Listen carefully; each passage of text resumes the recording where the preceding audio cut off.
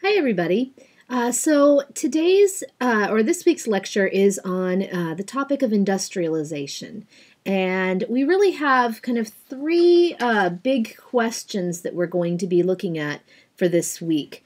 The first really kind of big question that we'll be examining is really, how does industrialization transform American society? And that's kind of the main question that we'll be looking at. We'll also be examining the question of whether industrialists, such as people like John D. Rockefeller and Andrew Carnegie, did they benefit or did they harm the country? And finally, we'll look at what conflicts result from the differing definitions of freedom held by the upper classes and the working classes, and how do these conflicts kind of play themselves out in American society in the late 19th century. So those are the big questions that we'll be looking at this week. First of all, though, we have to examine, well, what sort of advantages did the U.S. have that enable the enormous growth of the country after the Civil War? So the late 19th century United States really offers ideal conditions for rapid industrial growth. There was an abundance of cheap natural resources, things like coal, timber, iron, water, oil. All of these things really contributed to the industrial development of the United States. The U.S. also had very large pools of labor. They were made up mainly of rural Americans who were leaving the rural areas, leaving their farms, and also European immigrants flocking to American mines and cities and factories. And so this large pool of labor meant that there was a ready and a very steady supply of workers to fill those factories. And there were expanded markets made possible by the growing population, by new devices like the telegraph and the telephone. This population was growing and it devoured goods. Railroads ended up linking cities together, and it really creates for the first time a national market. And we're going to be talking about that, the consequences of that a little bit. We have a lot of capital as well. There was a lot of money that was available, and European and American investors provided the capital that fueled the industrial development of the United States. There was technological progress that was happening at this time, and this really served to doom some industries, but also increase the productivity of others. And entirely new industries were created during this era. And there are also new farming technologies as well, and this helps to firm up the agricultural base of the country and helps to create the amount of agricultural production that can fuel that increasing population.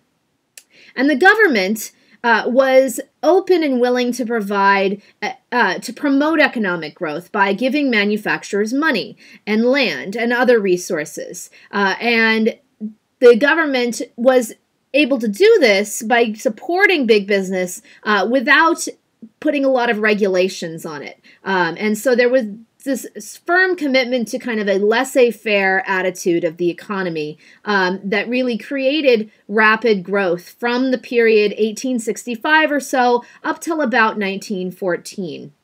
But, and we can see that in some of these indicators here. These are indicators of how the economy is changing. And you can just look at this chart and see the numbers and see that the economy is growing very rapidly. Not only just the industrial economy, but also the agricultural economy as well. You can see that the land in farms, millions of acres being farmed, went up exponentially during this era. The amount of wheat being grown, 1 million bushels per year, goes up dramatically. You see employment rises staggeringly from 1870, when it was only 14 million Americans are employed, up to 1920, when it's 44.5% of Americans are employed. And then you can see that the employment in manufacturing goes up dramatically as well. And you can see an interesting change here when we look at the percentage of the workforce. In 1870, 52% of Americans were employed in agriculture, and only 29% were employed in industry. Whereas in 1920, those two numbers have almost flipped. By 1920, only 27% are employed in agriculture and 44% are employed in industry. So you can see how things are shifting more towards an industrial economy here. Industrial growth was neither a simple nor a steady, nor an inevitable process. It involved human decisions, and there were both benefits and costs that came from industrial growth. And it varied between industries. It varied from year to year. It was concentrated in particular regions, and not everyone benefited equally from all of this growth. What made all of the growth and change possible? Well, one of the most important factors was technology, specifically the creation of skyscrapers and streetcars. And this really changes the American landscape, or at least the landscape in cities. The advent of steel permits the construction of skyscrapers. Early American cities did not have tall buildings because building technology of the time did not permit it. Brick buildings would collapse under their own weight if they were built too high. But once you had steel frames, buildings could literally be built almost as high as you wanted. And it also, those steel frames also allowed for more windows to be put into the buildings to let in fresh air and light. One of the late 19th century's most famous architects, a guy named Louis Sullivan, he said that a skyscraper must be every inch a proud and soaring thing, rising in sheer exaltation from bottom to top. So you can see how, sort of the ideal was to just build higher and higher. And you also had the invention of the elevator. Electric elevators were first used in 1871, and this allowed for access to higher stories. So buildings started rising. Another important development is the streetcar. Streetcars, as a skyscraper is making the cities more vertical, streetcars are expanding the cities horizontally. Early American cities are confined to a small area, the distance an individual might be able to walk in a day or so comfortably. Streetcar systems expanded the radius of cities. Now it was possible to live in the suburban areas and commute into the center city to shop or to work. And you started to see widely separated business and residential districts. You started to see the middle class beginning to move further and further out into the suburban areas, whereas immigrants and the working class are moving into the city center. So streetcar cities were a more fragmented and stratified society, and this has real consequences for American social interaction as well. As I mentioned, government and industry are working together very closely during this period, and probably the best example of how government and industry worked together in the late 19th century was the railroad. In 1865, the U.S. had 35,000 miles of track, and most of this is concentrated in the area east of the Mississippi River. Between 1865 and 1916, the U.S. lays over 200,000 miles of track, and this costs billions of dollars, more than $4.5 billion by 1880 alone, before it's even half finished. American and European investors provided some of the money, but the government ends up supplying the rest, and not just the federal government, but also local and state governments as well. Between 1850 and 1871, the railroads received more than 170 million acres of land from the government, and most of this was in the states west of the Mississippi. Now, these government grants of land and money, they promoted a lot of waste and corruption. These railroad companies built fast, and they built wastefully. They were really interested in getting cheap profits, quick profits. And some railroad owners formed their own separate construction companies to which they awarded the contracts. So you can see how, sort of they're kind of gaming the system there. Companies like Crédit Mobilier, which was a very famous company that was exposed with a lot of corruption, they ended up bribing congressmen and state legislatures to avoid investigation, and eventually that came out in the Crédit Mobilier scandal. These government grants also enabled the railroads to build into the territories occupied by Native Americans, and it contributed greatly to the destruction of Native American life in the West, and we're going to talk a little bit more about that next week. So the railroads allowed for the settlement of the country. They boosted the value of government and private land nearby. So if you lived near a railroad line, your land was going to be worth a lot more than if you were, isolated from the railroad. In return for this government aid, Congress required the railroads to carry government freight, to carry troops, to carry mail at reduced rates, and the railroads ended up saving the federal government almost $1 billion between 1850 and 1945. So the railroads were it was a symbiotic relationship between the railroads and the government. The railroad industry had its problems, though.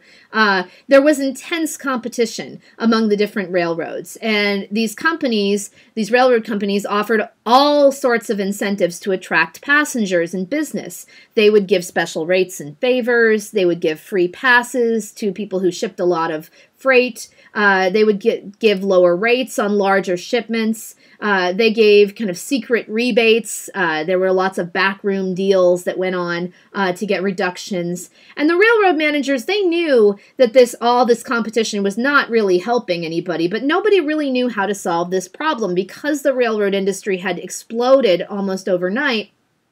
They didn't know how to deal with all of this competition. And for a while, they tried to arrange pooling agreements. They tried to control the competition between the railroads by sharing traffic. But these pools were legally unenforceable. People ended up going back on their word. Next, the railroad owners tried to consolidate, but a lot of these railroad systems were very unwieldy and they were expensive. And in 1893, there was a severe economic downturn, the Panic of 1893, and this caused the railroad industry a lot of the railroads to collapse. By mid-1894, a quarter of the railroads had gone bankrupt. Finally, bankers came in. They imposed order on the industry, and one of the most famous of these bankers of the era was J.P. Morgan. He comes in and he cuts costs. He stabilized some of the rates. He tried to eliminate some of the rebates and the competition that were going on, and he put the control of the railroads in the hands of trustees. And so by 1900, there were 7 major rail systems in the United States, and these rail systems all answered to a few small investment banking firms like the House of Morgan. And so we see how, sort of big business, at least in terms of the railroads, grows and is fueled by government subsidies. We can see the evidence of how Americans' lives changed due to industrialization, particularly when it comes to the creation of a national market. Before the 1870s, you can't really speak of a national American economy. There were a lot of local and regional economies, but the nation isn't tied together in the same way that it is now. The spread of railroads across America made it possible for people to travel more easily and further than they ever had before. And we see this kind of fascination with travel springing up in this era. Although the idea of circumnavigating the globe quickly and easily had been a dream that a lot of people had held for a long time, now it was made possible because of this transportation revolution. The technological innovations of the late 19th century had opened the possibility that you could go around the world, and this really fascinated people. In particular, there were really kind of 3 technological breakthroughs that occurred right around 1869, 1870 that made it possible to think about, a tourist going around the world, going on a round-the-world journey for the first time. First of all, the Transcontinental Railroad was completed in America in 1869.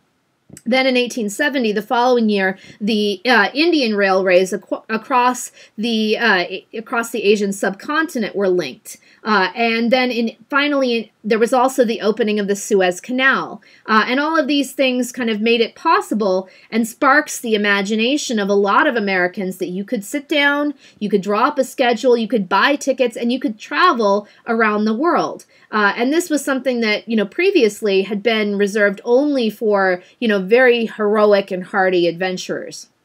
And you can see how this advertisement from the Chicago, Rock Island, and Pacific Railroad was trying to capitalize on that romantic vision of travel. So travel was one of the things that the railroads made possible, and it was one of the things that kind of captured the imagination of the American public. Railroads ended up changing a lot more than simply the way people traveled, however. Have you ever wondered why we have time zones? Well, it's because of the railroad. So in 1883, the major U.S. railroad companies got together and they divided the country up into 4 time zones. And the 4 time zones are the ones we still use today: the Pacific Time, Mountain Time, Central, and Eastern. And this was actually done in order to make it easier to set arrival and departure times and schedules for railroads that are now going across the country. Before then, what time it was a local matter. And most cities and towns use some form of kind of local solar time. There would be some well-known clock, on a church steeple or on a jeweler's window in the window of a display on a store. Now time was something that was standardized. It was all across the country, and it was based on the railroads and was based on the railroad schedule. Another thing that railroads made possible for the first time was a truly national marketplace. The American population is growing at this point, and that meant that the market is expanding for all of those mass-produced goods that are being made in the factories. Railroads are enabling the mass distribution of those goods, and that meant that the goods also had to be advertised and they had to be sold en masse as well. We take it for granted today, but by the 1870s, it was truly kind of revolutionary that a person, say, living in San Francisco, could buy the same brand as someone living in Chicago or Atlanta. The economy is being integrated. And now for the first time, you started to see national chain stores springing up, like the mail-order firm of Sears, Roebuck and Company that is advertised here. The Sears catalog became a staple of households all across the country, but it was particularly important for rural families who could now order virtually anything that they wanted and have it shipped to them directly. And so this is kind of really important. And it's sort of interesting to look back now when Sears is kind of basically gone out of business. Now it's been replaced by, sort of Amazon and some of these, these digital supply companies, digital marketplaces. But back then, Sears was a revolutionary way for people to buy goods. All of this standardization meant that people were becoming increasingly dependent on, manufactured goods. Throughout most of American history up to this point, American households had been remarkably self-sufficient. Anything a family need, just about anything a family need, they could produce themselves. So they could, sort of go down to their local shop and barter for, sort of the things that they needed. Now, because it's relatively cheap and it's a lot easier to buy the goods that you needed from a catalog or from a chain store, American households no longer have to be self-sufficient, and they become dependent upon the national market. And we're seeing here really the very first beginnings of America as a consumer nation. Now, in the late 19th century, you have this immense growth of industry. And a number of individuals in the late 19th century are referred to as either captains of industry or robber barons, depending upon your point of view. And these individuals were men like Cornelius Vanderbilt Andrew Carnegie, J.P. Morgan, John D. Rockefeller. We still know their names today. They dominated American business and industry during this period, and they were able to amass incredible personal fortunes. So some referred to these wealthy individuals as captains of industry. They argued that these business leaders, by amassing these immense personal fortunes, they are also contributing positively to the country. They're increasing productivity. They are expanding markets. They're providing more jobs. They are, acting in a philanthropic way. And if you read the first document in Chapter 17 in For the Record, this was Andrew Carnegie's kind of idea of the gospel of wealth, that it was okay that these individuals were amassing these huge fortunes because ideally, at least according to, Carnegie, ideally they would use those fortunes and they would give back to their society by acting philanthropically. And Carnegie himself did so. He ended up giving away a lot of his money to found things like libraries, to found universities. He very much, wanted to kind of live out that idea of the gospel of wealth. Others, however, argue that these businessmen are nothing more than robber barons, that they are dominating their respective industries, and they're amassing these huge personal fortunes by pursuing various allegedly anti-competitive or unfair business practices. Now, the question of whether these men were captains of industry or robber barons is kind of one that is still being debated today to a certain extent. Nearly always, even the most criminal of these so-called robber barons contributed to the prosperity of the nation. They added value to the country. But the question is really, did the end justify the means? And most businessmen, of course, were perfectly honest, but even some of the most respected, even people like Andrew Carnegie, did things that caused harm to some people. And we can see sort of the criticism of these captains of industry, or the so-called robber barons, presented in this cartoon from the period. And I want you to look at the images in this cartoon and really think about, sort of what is striking you about these images. What is it trying to say about the wealthy industrialists of the late 19th century? You can see down at the bottom it says, history repeats itself, the robber barons of the Middle Ages and the robber barons of today. And you've got, up in the corner here, there's a sort of small picture of what it was like, say in maybe the 15th or 16th century, where you have, these wealthy noblemen who are getting tribute from the peasants, and the peasants are bringing them all of their, worldly goods. And this cartoonist is arguing that it's the same thing going on today. You've got these wealthy businessmen who are labeled as trusts. Trusts is another word for corporation, or, monopolist, specifically monopolistic corporation. So you've got these big trusts here, and they are wielding the sword of legislation here. You can see they're wielding the sword of legislation. They are flying the flag of war, tariff, and monopoly. And you've got all of the common people here, bringing them their taxes, their wages, their interests on their mortgage farm, and they're, basically bowing down before these corporations. Going back to our original question, are these men captains of industry or are they robber barons? And I want you guys to, sort of really consider that question this week. Do you think that the wealthy industrialists of the late 19th century, were they primarily out to make a profit off the backs of the working class, or did they contribute positively to American society? And really, I think another kind of related question that that is interesting to think about is, why did so many Americans see these individuals as robber barons? Why were they viewed in this very negative light by so many people? I think it's worth examining a little bit about the kind of personal history of some of these individuals, because it really tells us something about the period that we're studying here.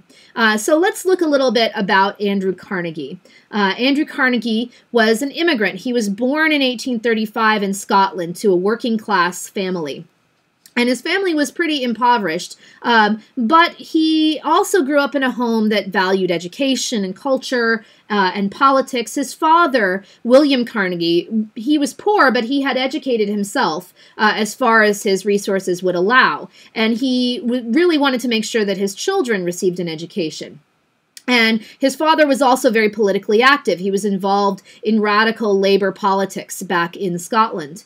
Carnegie, his father really considered himself a self-made man in both his economic development and his intellectual and cultural development. So the Carnegies came to America in 1848, and they settled in the city of Pittsburgh in Pennsylvania. In 1851, Andrew Carnegie became a telegraph messenger boy. And so he started working in the telegraph industry, and he began to rapidly advance in the company, and he started to invest his earnings in other enterprises.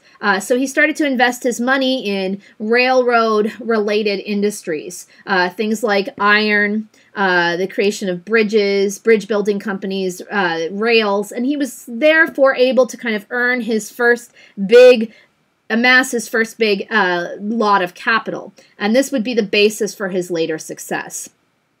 During the Civil War, Carnegie was appointed the superintendent of the military railways and the Union government's telegraph lines in the East, and so this was a pretty important position to hold during the war. He helped to open the rail lines into Washington that the Confederates had cut. He rode the locomotive that pulled the 1st Brigade of Union troops into Washington.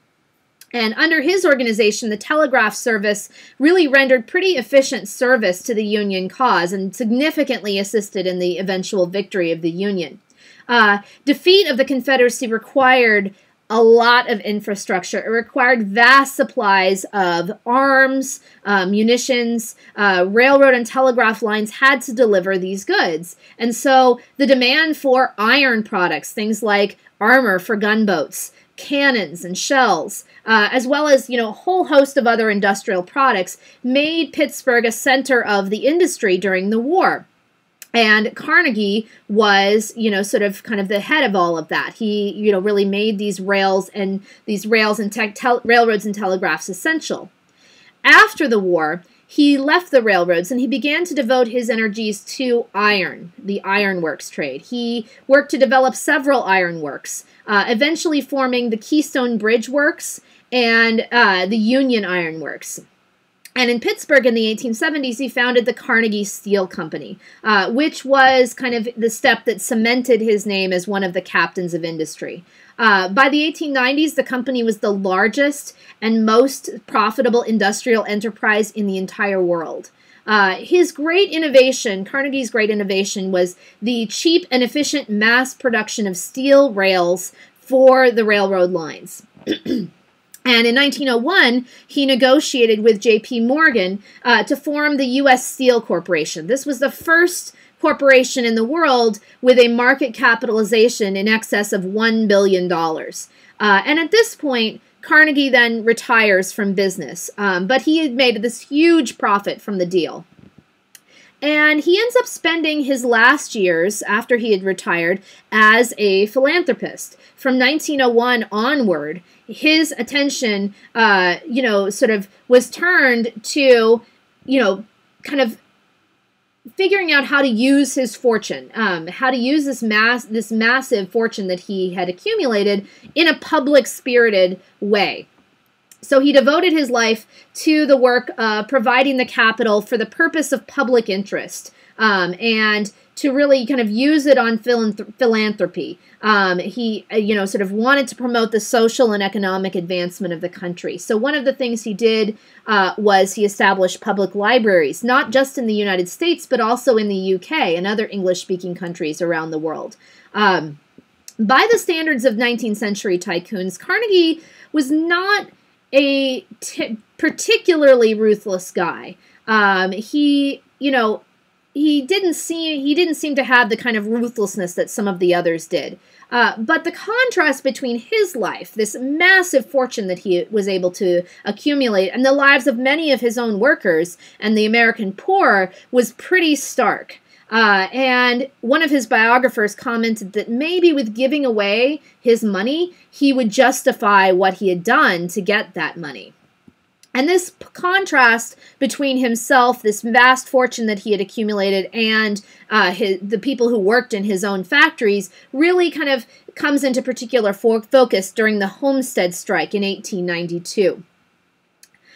The workers at Carnegie's main steel plant in Homestead, Pennsylvania, they were part of a union called the National Amalgamated Association of Steel and Iron Workers. And this union had been negotiating and been arguing with the Carnegie Corporation over their wages.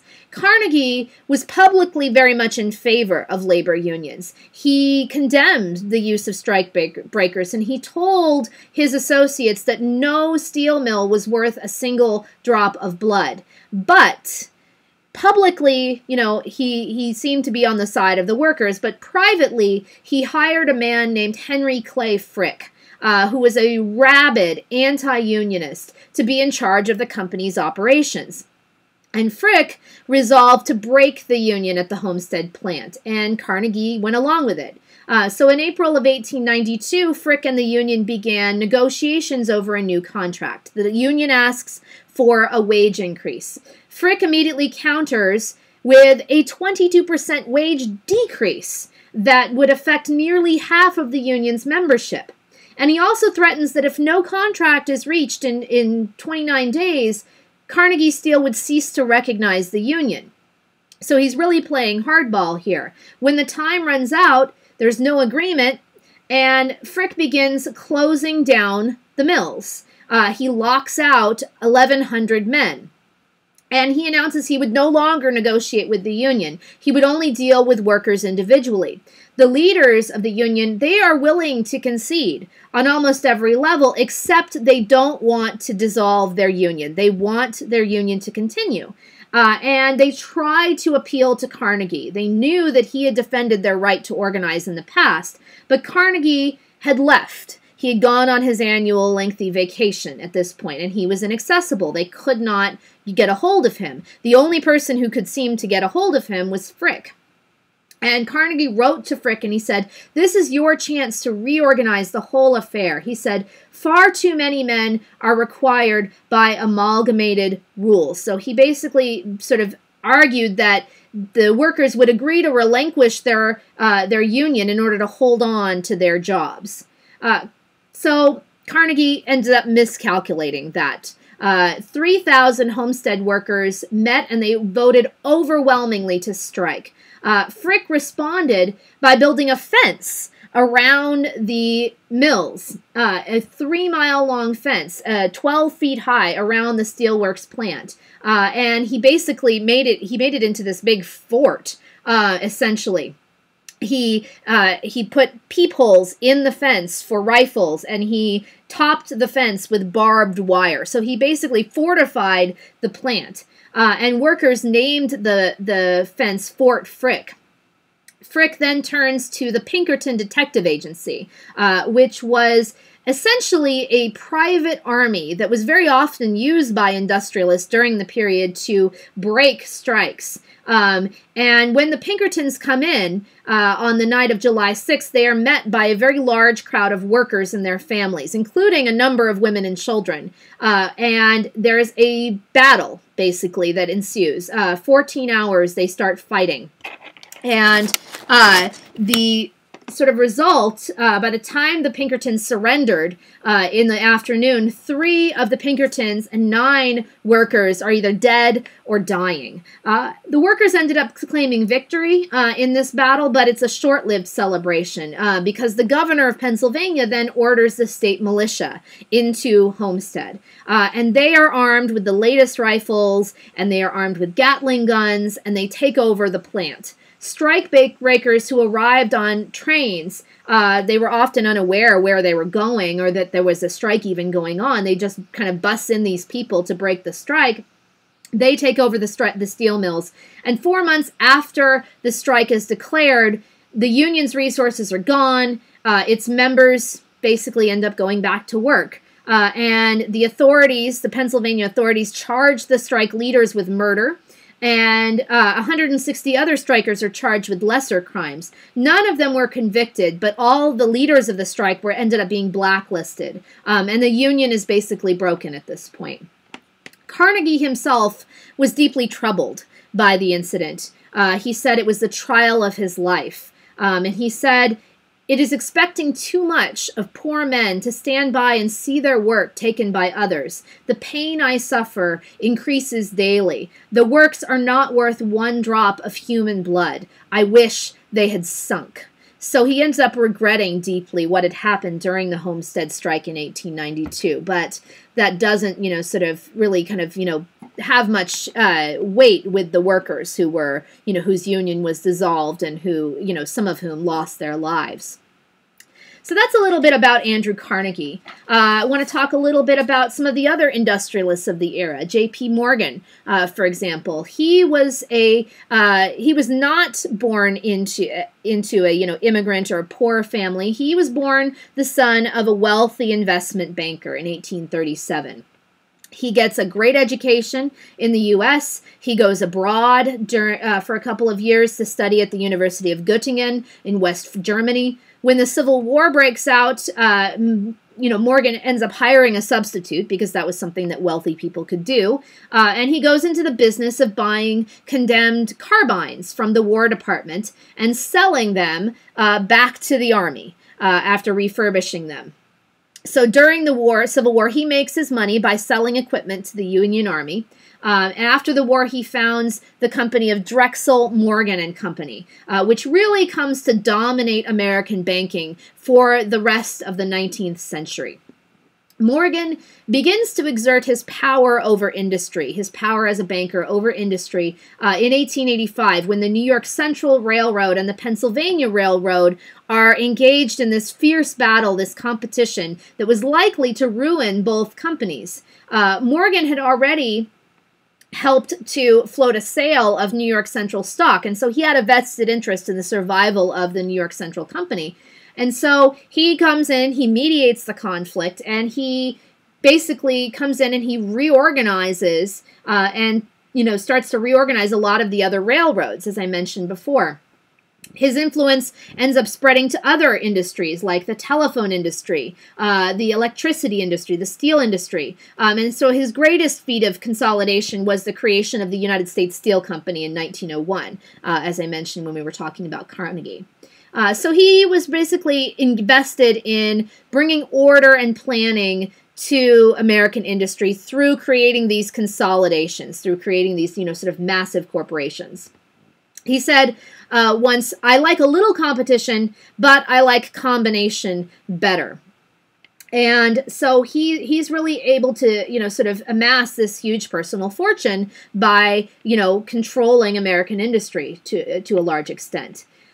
He even had the ability to control the prices that these industries were charging. And this ability really outraged the average citizen. It really, created a very negative view of Morgan among the American public. And in 1912, a congressional committee investigated his financial activities. And they ended up passing legislation, the Clayton Antitrust Act, outlawing some of these practices that Morgan had done. This was aimed at what was thought to be kind of the source of his financial power.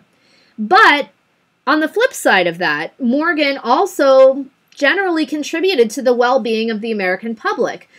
He eliminated a lot of the wasteful competition during this era and some of the outright fraud that characterized American business in the 19th century. He also encouraged American industry to reinvest its revenues. And this period between 1865 and about 1900 was a time of general prosperity. There were some economic ups and downs during this era, but for the most part, the American industry is kind of adding to its productive base. And because Morgan was there to kind of put restraints on these companies, they were kind of managing the investment portfolios of these companies, and they, sort of kind of rescued industry from other industrialists who behaved, as if the businesses that they created belonged to them. So he was able to kind of come in and put some regulations on American industry. When he died in 1913, he said he had already left his soul to my Savior, in full confidence that having redeemed it and washed it in his most precious blood, he will present it faultless before my heavenly Father.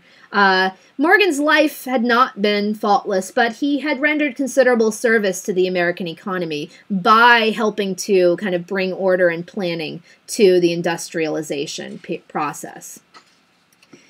Probably the other most famous industrialist of this era was John D. Rockefeller. Rockefeller was born in 1839 in New York.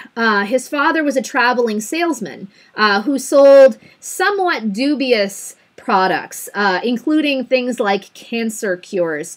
So basically, he was kind of a con artist, selling these, selling these patent medicines that were, didn't really do anything.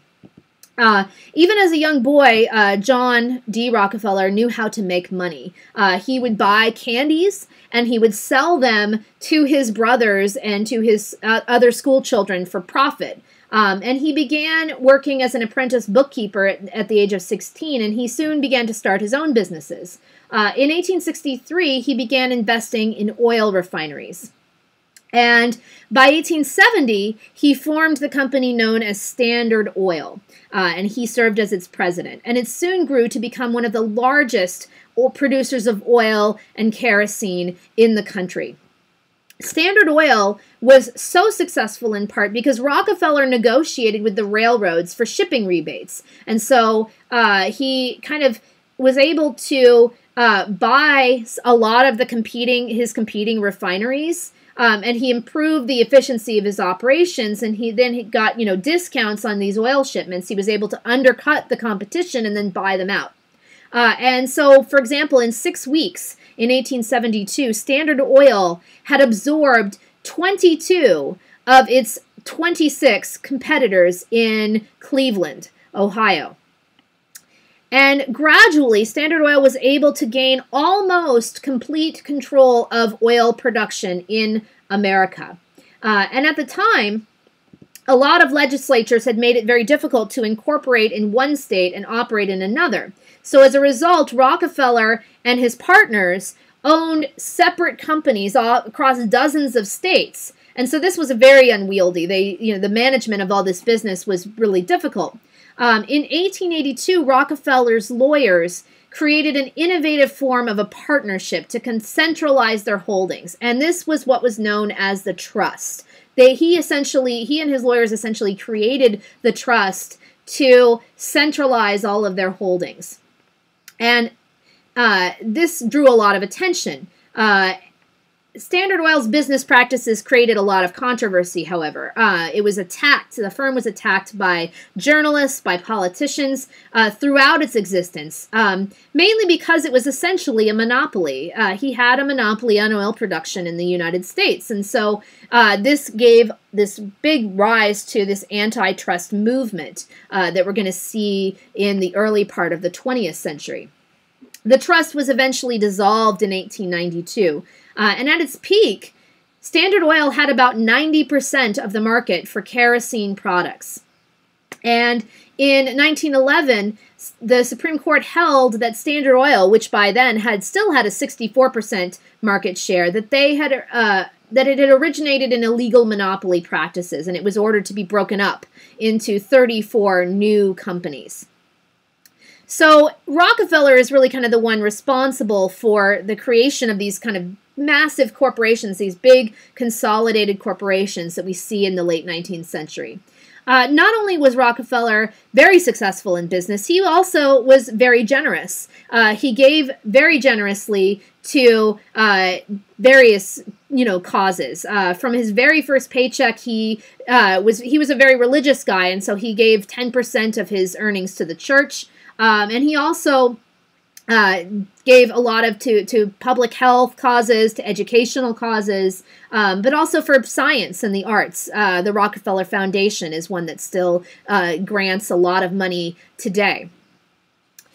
So that's a little bit about some of the major kind of captains of industry, or robber barons, if you sort of want to see them as such.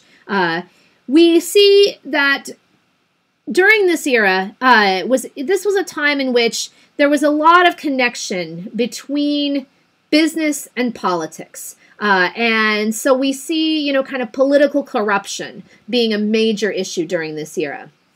And I'm sure you've heard many people complain today about how lobbyists control Washington, D.C., and how big corporations buy favor from politicians who pass legislation that is designed to help them. This was also a concern in the late 19th century, and we can see that manifested in these political cartoons.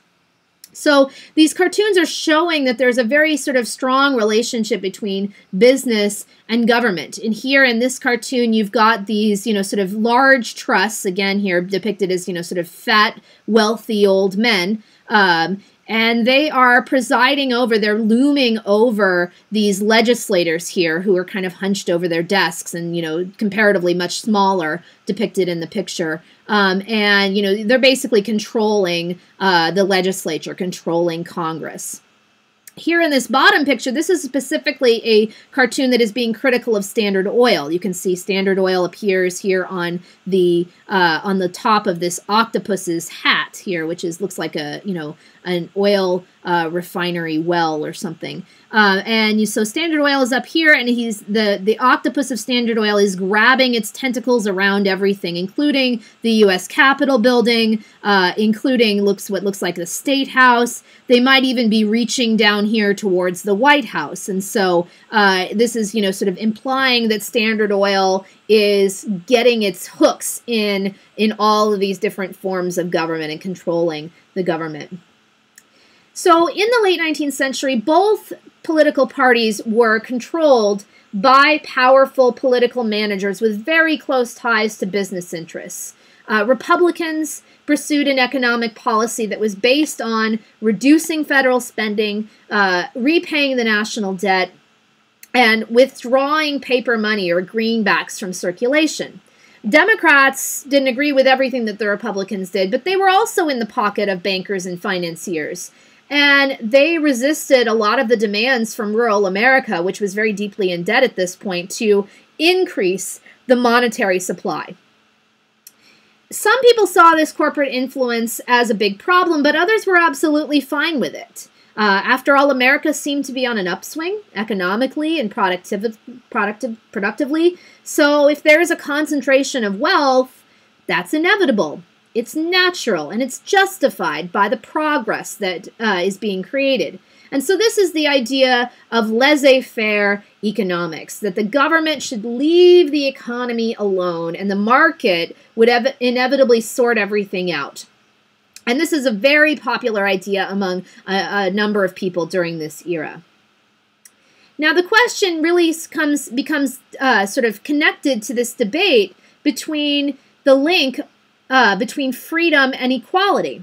It really comes down to this link between freedom and equality. Can you have freedom if there is massive inequality? Can you really be free if you aren't equal? And what if inequality is actually inevitable? What does that do to freedom? These are questions that are very hotly debated during this era. These ideas were debated not just, sort of in popular culture and in, magazines at the time, but they're also debated in the courts, especially the Supreme Court. During this era, the Supreme Court supports this idea known as liberty of contract. And the meaning of this is that it defines freedom, or liberty, as being limited government and an unrestrained free market. So under this ideology, as long as labor relations are governed by contracts between independent individuals, there's no need for government regulation or for unions. So if workers demanded an 8-hour day, under the concept of liberty of contract, this actually was restricting their freedom to work. What if somebody wanted to work a 12-hour day or even longer? Shouldn't they be allowed to do that if they choose? And the courts really play a significant role in advancing this idea of liberty of contract. Last week, we talked about the 14th Amendment and how this gave the federal government the power to overturn state laws that violated citizens' equal rights. Well, during this period, which is known by a lot of people as the Gilded Age, these courts begin to interpret the 14th Amendment a little bit differently. They begin to strike down state laws regulating businesses on the grounds that they are interfering with the right of free laborers to choose their employment and their working conditions. So under this reasoning, if a worker doesn't like that his employer requires him to work 12-hour days, well, he should go find another job. He can't, however, demand that the government regulate his employer or require an 8-hour day or even strike. That this is, sort of not something that the courts really supported. One of the most famous Supreme Court cases of this era was the case of Lochner versus New York, which was decided in 1905. A little bit of background. In 1897, the state of New York passed a law called the Bake Shop Act. And one provision of this law was that no employee in any bakery was allowed to work more than 60 hours a week. Now, of course, today, a 40-hour work week is the norm. So imagine if you were routinely required to work 60 hours a week or even more. Joseph Lochner, who owned Lochner's Home Bakery in Utica, New York, he was fined $50 for allowing an employee to work more than 60 hours a week. And Lochner was sentenced to jail for this until he paid the fine, or if he didn't pay, he had to stay in jail for 50 days. Lochner appealed his conviction up to the New York Court of Appeals, which is New York State's highest court. And the court affirmed his sentence. And then he said, well, this labor law is unconstitutional. And so he appeals his case to the U.S. Supreme Court. And the Supreme Court, in a 5-4 decision, held that the act was unconstitutional and that the conviction of Lochner should be reversed. The court said that the law was an absolute interference with the right of contract between employer and employees. And then it said, the general right to make a contract in relation to his business is part of the liberty of the individual protected by the 14th Amendment of the Federal Constitution. So the 14th Amendment's Due Process Clause prohibits states from depriving any person of life, liberty, or property without due process of law. So to the court, the right to buy and sell labor through contract was a liberty of the individual protected under the amendment. So the question is really, well, who was the court on the side of here? Was it on the side of business owners or was it on the side of workers? It certainly seemed to workers that the court was not really acting in their own best interests. As one union leader put it, workers are being guaranteed the liberties they do not want and being denied the liberty that is of real value to them. So this was the big debate during this era. And let's turn a little bit to looking at workers and the working class during this era. So the new industrial society is built by the labor of millions of men and women between 1875 and about the turn of the century, around 1900. During this era, real wages rose, working conditions did improve, the influence of workers on a national scale did increase, and workers also benefited from the expanding health and educational services that were resulting from all of this economic growth. It's very difficult to speak of a working class in 19th century America because the makeup of the American workforce was very diverse. Workers had different experiences and different interests depending upon who you were. So by around 1900, the composition of the labor force in the United States looked something like this. You had about 20% of the laborers were women working for wages. Women were represented in 296 out of 303 occupations. Mostly, however, women worked in the textile industry. Most working women at this time were young.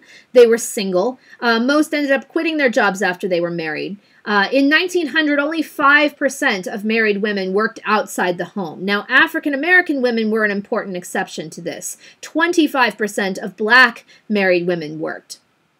And women were beginning to move into formerly male-held occupations. They were beginning to work as secretaries, bookkeepers, typists, clerks in stores, telephone operators were beginning to be dominated by women. But professionally, there were very few women who were, sort of considered to be professionals, who worked as, lawyers, doctors, sort of professors, anything, that was considered to be a profession. Working was something that you did. If you were a woman, you did mostly, when you were young, when you were unmarried, and you didn't tend to, sort of work after you were married and had kids. 1.8 million children worked for wages at this time, which is a big, contrast to today. African Americans and other minorities, including Chinese Americans, Japanese Americans on the West Coast, they were working mostly menial jobs. They faced a lot of discrimination in the workforce. There was a very discriminatory wage structure at this point. Adults earned more than children. Men earned nearly twice as much as women did. Whites earned more than non-whites. Protestants earned more than Catholics or Jews. Black workers were basically at the bottom of the totem pole. They earned less at every level and skill. So this was kind of why we say it's a little difficult to speak of a working class, because not only were workers very diverse in terms of gender, in terms of age, in terms of race or ethnicity, but you also had divisions between skilled and unskilled workers, which I'm going to talk about in a minute. Life for working class people in the United States during this era was not easy. If you were a wage laborer before 1900, you would likely work at least 10 hours a day, 6 days a week. There were very few holidays and vacations, and your routine was going to be pretty grueling. You would get up in the morning very early, you would go to work, and you would come back very late, and you'd go to bed and basically do the same thing day after day. Your wages were low, the wages were chronically low. The average wages for workers was between $400 and $500 a year. And it took about $600 a year for a working class family of four to live decently. So many people were living in extreme poverty. There was no such thing as a federal minimum wage yet. And unskilled workers had it the worst. They made considerably less money than skilled workers, and they were very easily replaced, so they didn't have a lot of freedom in the workplace. If you were laid off, there was no unemployment insurance to help keep you and your family from going, keep you guys going while you looked for another job. Work was also extremely dangerous for many workers. Safety standards were very low, and what laws were on the books were not necessarily enforced. Accidents were very common. On the railroads, for example, 1 in every 26 workers became injured on the job. Between 1880 and 1900, an average of 35,000 workers died every year from industrial accidents. And not only, could you be killed working at your job, but you also might develop chronic illnesses from your job. You were breathing in all this dust or chemicals or other pollutants. If you became disabled and you couldn't work, there was no such thing at this point as workers' compensation insurance or Social Security to help you out. So there's basically no safety net, at least no safety net provided by the government. So working class people really, sort of had a rough time of it in the late 19th century. We'll look at for a minute about skilled and unskilled workers, industrialization and skilled workers, and how industrialization affected workers who were considered to be skilled. Between 1870 and 1920 or so, most skilled workers in the United States were white Anglo-Saxon men. They were white men of either British or Germanic heritage. Most were very literate. They were educated, at least to a certain extent, and many were very politically active, and they were the ones who helped to form the first craft unions. Unions initially in the United States were based upon craft or trade. And skilled workers during the late 19th century, they were really faced with a problem of what is called de-skilling. Essentially, this is the process by which skilled workers, people who are very proud of their skills, who have worked for many years as apprentices and then journeymen to obtain those skills, who have invested a lot of time and energy in acquiring them, they are finding they can no longer use their skills in their work. And this has a lot to do with the mechanization of factories. This has a lot to do with, sort of increasingly, sort of products that had been made by hand are now being made in factories. They're now being standardized. And so this is really the transition we see from going from being an artisan to being a worker. So skilled workers could no longer expect to be both self-employed and prosperous. You simply couldn't compete. If you were, say, a cabinet maker, and you had spent many years as an apprentice first and then as a journeyman to learn how to make cabinets, and you made the best cabinets in your local area. But then, the factory down the road is making cabinets and, sort of making them, much faster and much less expensive than you can. That's going to result in you, basically being undercut by this competition.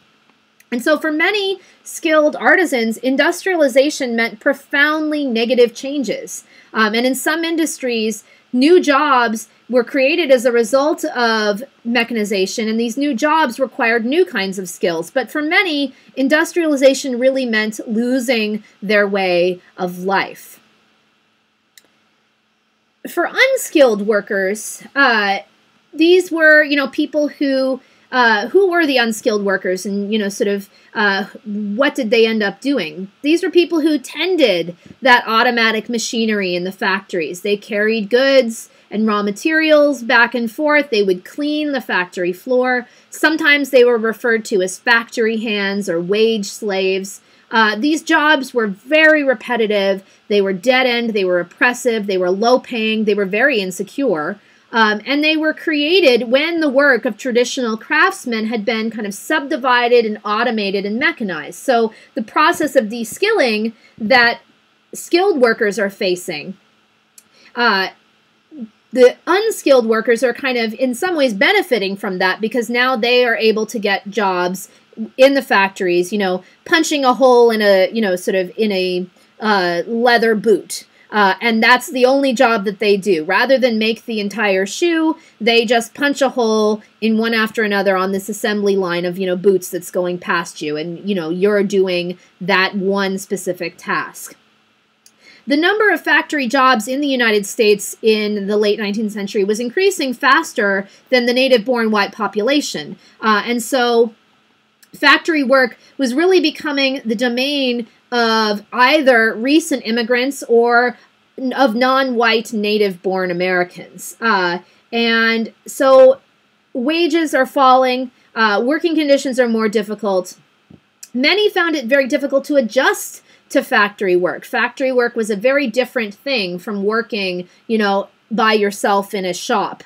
And so you had to, sort of discipline yourself to work by whistles and bells and clocks. You had to punch in at the beginning of the day and punch out at the end. There were often speed ups and slowdowns of the work. So, sort of sometimes your employer would say, no, you need to produce this much, per hour. But then on the other hand, sort of if there was too much supply, then they would cut back on the production. And so, you might be out of a job for a while. There was no such thing as unemployment insurance, as I mentioned. And factories were really difficult places to work. They were noisy. They were dirty. They were very unhealthy and dangerous places. But as I said, there was no such thing as workers' compensation or medical insurance at the time. So workers are really finding a lot of difficulties working in the factories. And workers found different ways to fight back against their employers. Trade unions, initially, as I mentioned, they were typically, or at least initially, hostile, very hostile to unskilled workers. They didn't want to allow unskilled workers to join their union. So we're going to see how some unions start to spring up and they start to cater to the needs of these unskilled workers. You might just choose, if you were unhappy working where you were, you might choose to find work elsewhere. That was always a possibility, or at least sometimes a possibility. Sometimes there were, sort of deliberate efforts to sabotage the workplace or to deliberately restrict the output that you were putting out, so you wouldn't work as hard as you, sort of necessarily could. Workers created fraternal organizations. They created insurance pools to try to help each other out. They would sometimes, sort of get their managers to hire their friends and family, to be able to, sort of get other people in their circle jobs. And as I said, eventually there were industrial unions that were created that would represent the unskilled workers. So on one side, you have the business owners and you have the courts. They're arguing that there isn't anything wrong with the way society is progressing, that any economic inequality that's resulting from industrialization is natural, and it's a good thing, and any attempt by government to try to address these inequalities is misguided at best and dangerous at worst because it's a threat to your liberty. On the other side, you have laborers, you have unions, who are arguing that, in fact, the problem is not too much government regulation of the economy, but rather too little. All of this unrestrained economic growth and political corruption meant that ordinary people no longer have control over the government and the economy. And this results in a larger ideology coming to take its shape during this era that I will call producerism. So what did it mean to be a producer? Today, when we hear that word, we're most likely to think of somebody who finances a movie or a play. Back then, to be a producer meant something very different. To be a producer meant that you worked for a living, and therefore you deserved to reap the benefits of your work. And from this basic premise, a lot of Americans begin to develop an ideology about how society should be. So what is their vision of a good society? Well, it's a society that guarantees equal opportunity to labor. What does this mean? It means that those who want to work should be able to work. It means that there should be jobs available for anyone who wants to work. They also argued that people should be guaranteed to reap the fruits of their labor.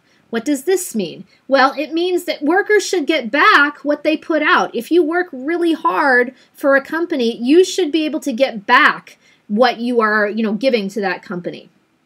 They argued there shouldn't be any special privileges. There shouldn't be, sort of any monopolies or special treatments or favors. This was very important to the workers.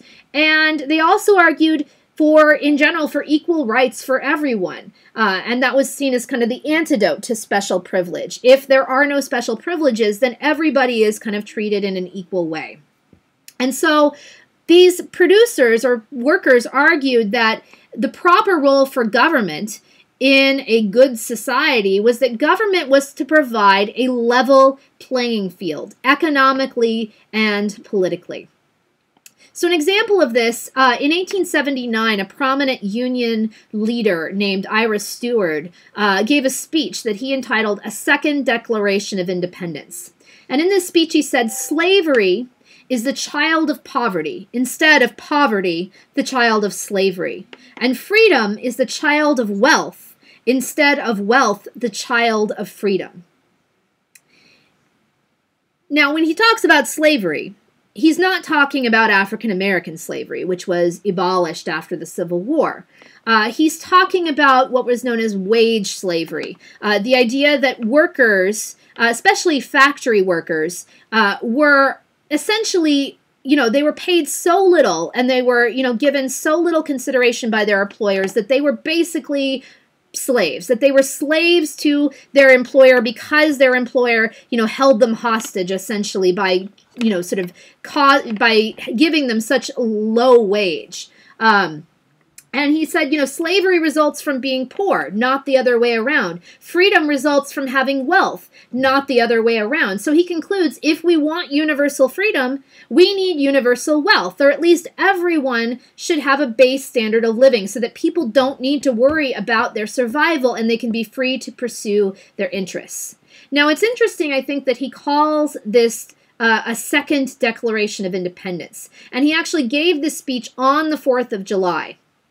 And he says in the speech, while the 4th of July heralded 100 years ago in the name of liberty, we now herald this day in behalf of the great economic measure of 8 hours, or shorter days' work for wage workers everywhere.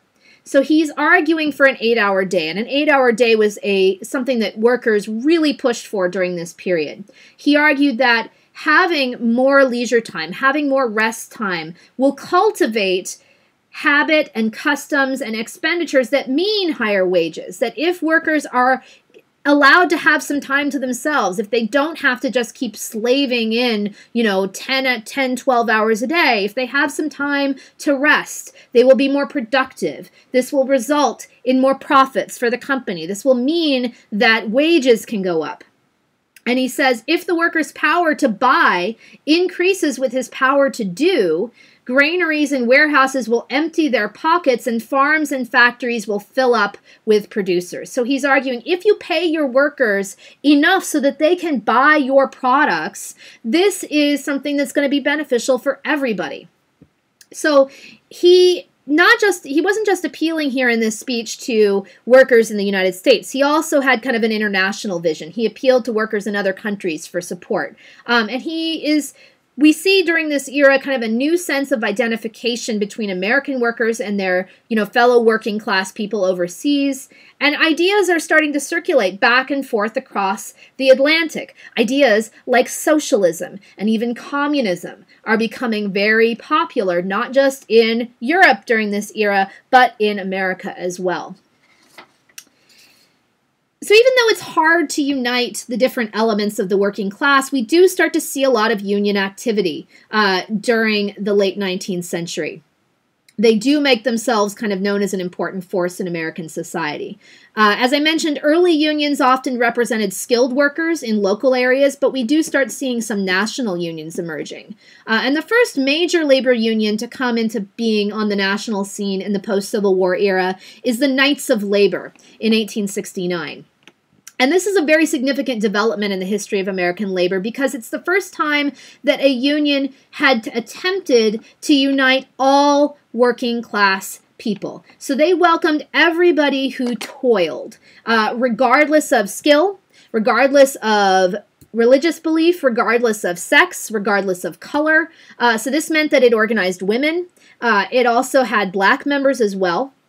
They were against monopoly. They were against special privileges. They believed that all producers had common interests. And their platform included things like the 8-hour day, the abolition of child labor. They were very utopian and idealistic. And they ultimately wanted workers to control their own destinies and to escape the so-called wage system. The other important labor union of the era was the American Federation of Labor. And this was a kind of a loose alliance of national craft unions. Unlike the Knights of Labor, they organized only skilled workers, and they worked for very specific practical objectives. Their founder, Samuel Gompers, was much less idealistic than the leader of the Knights of Labor. He wanted to improve workers' lives in very practical ways. So he argued for higher wages, he argued for shorter hours and better working conditions.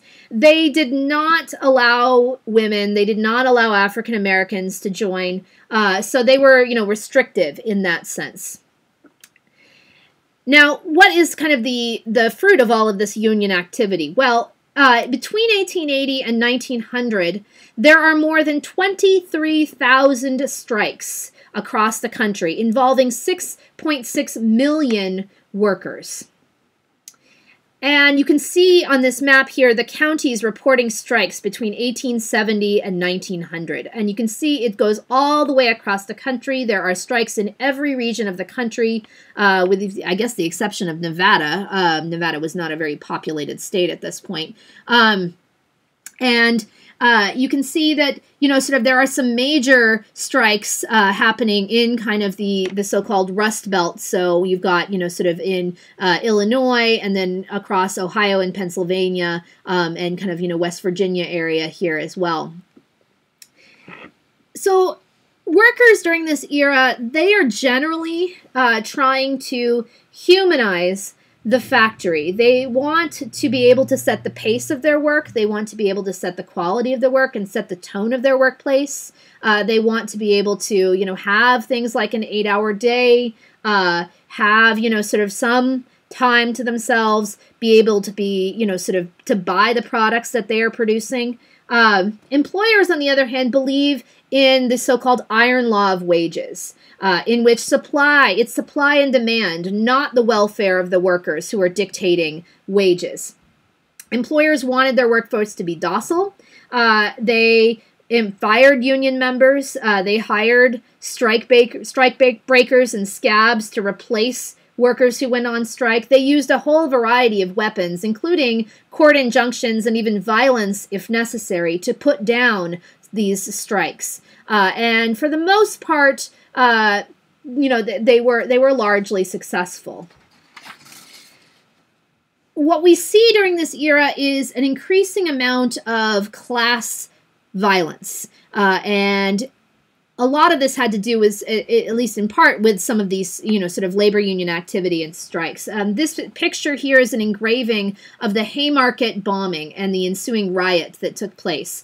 And this was it was an incident that happened in Chicago in 1886.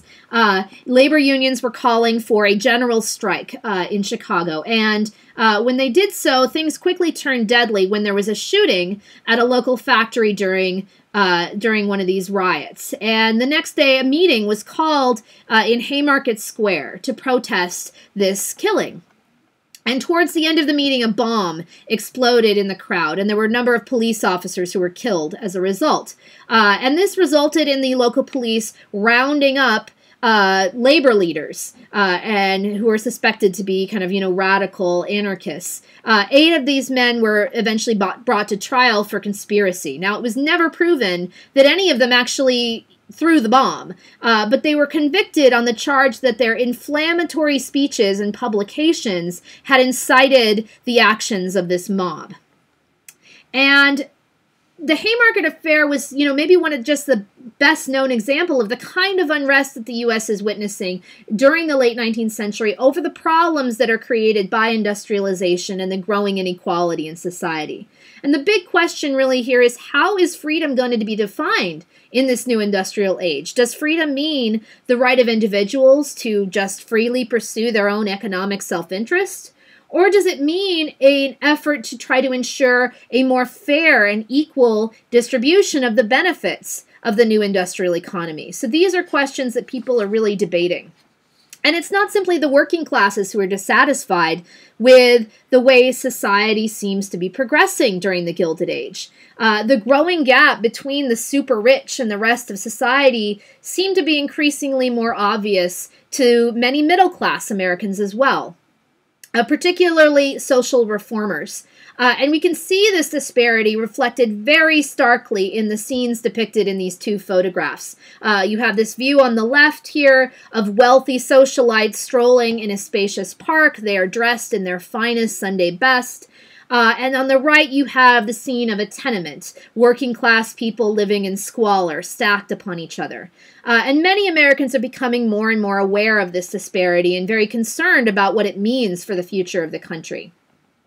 Now, a lot of people in our present day have drawn parallels between our society today and that of the Gilded Age. And you can see from these statistics that we share with the late 19th century a vast and growing gap between the very wealthy and the rest of society. That really kind of begs the question, are we living in a new Gilded Age? So, to kind of wrap things up, let's look at some of the benefits and costs of industrialization. So, we have the benefits, we have the costs. Benefits include we have a rise in national power and national wealth. America is becoming a very, very wealthy country. And overall, you see an improved standard of living during this era. Kind of across the board, you see the standards of living are improving. But there's a human cost to industrialization. You have the exploitation of workers. You have social unrest increasing. You have this growing disparity between the rich and the poor. And you have the increasing power of giant corporations and the kind of connection between corporations and government as being seen as being a big problem. So kind of bringing us back to our big questions, these are the things I want you guys to think about as you're reading the textbook and the sources for this week. How does industrialization transform American society? Do industrialists like Rockefeller and Carnegie, are they benefiting or are they harming the nation? And what are the conflicts that result from the differing definitions of freedom held by the upper classes and the working classes? And if you guys have any questions, please do post them in the general questions forum. And I hope to see you guys all working hard this week. All right, thanks.